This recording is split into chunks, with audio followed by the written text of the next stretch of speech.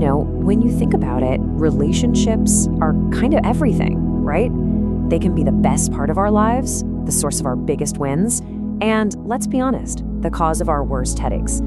Today, we're going to get into the heart of that tension and lay out a really practical way to turn all that conflict into actual progress. So why are relationships so tricky? It's a question every single one of us has asked. Whether it's with your family, your team at work, or just in your community, getting along with people can be, well, a real challenge. But just how big of a deal is it? Okay, get ready for this. Some estimates say that a whopping 90% of our daily stress comes directly from our relationships with other people. 90%. Just let that sink in for a second. That's a huge number, and it really shows you the fundamental challenge we're all dealing with. And that brings us to what I like to call the relationship conundrum. It's this weird paradox where the very people who lift you up, who are your greatest asset, can also be the ones who drive you absolutely crazy. I mean, you know how it is. 1 minute, everything's great, a relationship feels like the closest thing to heaven. The next minute, you're just filled with frustration. But here's the thing, that tension, it's totally normal. It doesn't mean something's wrong. The real danger isn't the frustration itself, it's how we decide to handle it.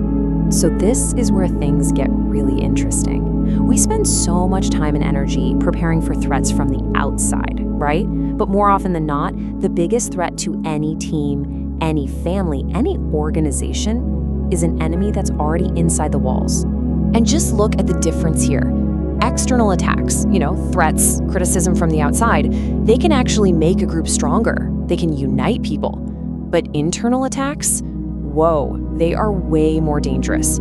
They creep in by getting us to focus on our differences, which then creates division, and it all kicks off with one simple, everyday behavior. And that behavior is complaining. I know, it seems so harmless, doesn't it? I'm just venting, we say, but it's actually the #1 breeding ground for division. Think about it. The more you complain about a person or a situation, the more you start to pull away from them both mentally and emotionally. And you can see exactly how this downward spiral works. It starts small, just by focusing on how we're different from each other. That little seed grows into division. And what does division feed on? Complaining. And the more we complain, the more we withdraw, and the whole group just gets weaker and weaker. It's a vicious cycle. Okay, so to really see how this plays out in the real world, we're gonna jump back in time and look at this incredible case study from the story of a leader named Nehemiah. He was trying to rebuild a city and ran smack into this exact type of crisis. And let me tell you, the situation was just awful. I mean, we're talking about a full-on famine, crushing taxes, and these insane interest rates. It got so unbelievably bad that people were actually forced to sell their own kids into slavery just to get by. It was a total pressure cooker. So what happened? Well, exactly what you'd expect. The complaining started, and it wasn't just a little grumbling. It completely brought their mission to a grinding halt. All the energy that was supposed to go into building got channeled into blaming each other. And here's the bottom line, right? You will never find a solution if you're stuck complaining. It might feel like you're doing something, but you're not. You're just spinning your wheels in the problem. But let's be real, complaining is it's easy. It's our default setting. I heard this story that just nails this point perfectly. So picture this. A woman is at a green light and the car in front of her just isn't moving. The driver is staring at their phone, totally oblivious. And she just snaps. We're talking laning on the horn, yelling things I probably can't repeat, making all kinds of angry faces, just completely consumed by rage. And the driver in front doesn't even notice. So the light turns red, the guy finally drives away, and just as she's catching her breath, she sees flashing lights in her rearview mirror. A police officer pulls her over, puts her in handcuffs, and takes her all the way down to the station. She cannot believe what's happening. So a few hours go by, the officer comes back to her cell, and he's super apologetic. He says, "Ma'am, I am so sorry. It's just, I saw your incredible rage, and then I saw your incredible 'What would Jesus do' bumper sticker and your Choose Life license plate. Honestly, I just figured the car had to be stolen." It's a funny story, right? But it shows how fast our reactions can fly in the face of our own values. But Nehemiah, he didn't go that route. He didn't complain. He chose to confront. So let's break down his 4-step solution for turning that mess back into real progress. And this is the principle we have to grab onto. It is so simple, but so powerful. What you're not willing to address cannot be changed. Period. If you only complain about it, you're choosing to let it stay broken. So what did he do? Well, he had a playbook, a simple 4-step solution. First, he grounded himself in shared values. Second, he pinpointed the real problem. Third, he corrected it right away.